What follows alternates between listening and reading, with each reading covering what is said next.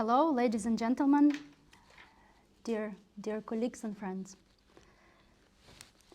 My name is Ivanna and my family name is Voločija. I'm Ukrainian. I have lived and worked in Brussels for the last 15 years, and I have written quite a few political messages and lines, but I have never addressed the Latvian media and people before. And I'm very proud to be here. As they say, there is first time for everything. But it is not the first time that Ukrainians and Latvians are experiencing aggression, humiliation, and death from the hands of our imperialist neighbor.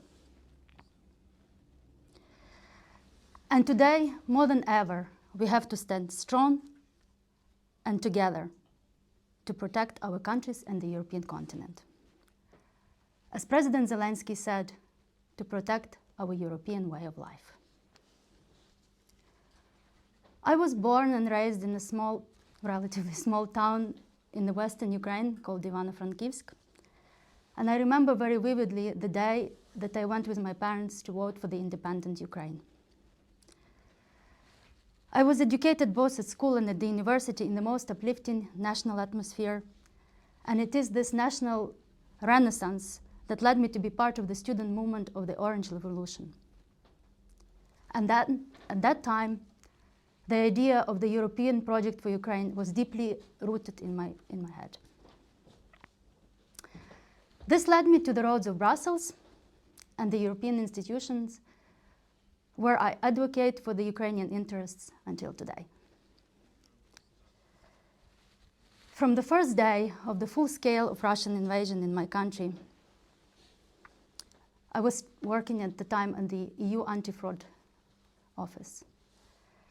I knew that I had to do everything what I can with concrete steps to help Ukraine and Ukrainians.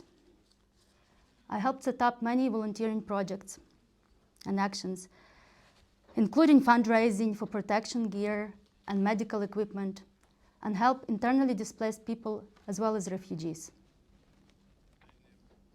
I'm very grateful to all Europeans, and especially Latvians, for opening the doors to so many refugees.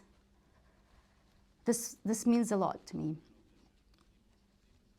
Everyone in Ukraine feels very close to the people in Latvia and people in Baltic states, because, as we say, we don't need to explain this to you, because you know what we are going through. You understand us without words.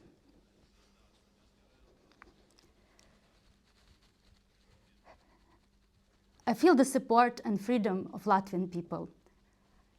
But also I feel very great sadness for what Europe is going through in the 21st century. We have people dying under bombs, and we have people dying on the front lines protecting the European flag. Every day of this war, I think of the black and white side the history is throwing at us.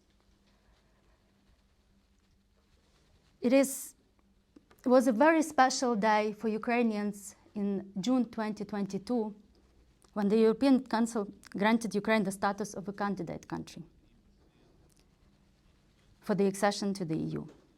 And in December last year, it agreed to open accession negotiations.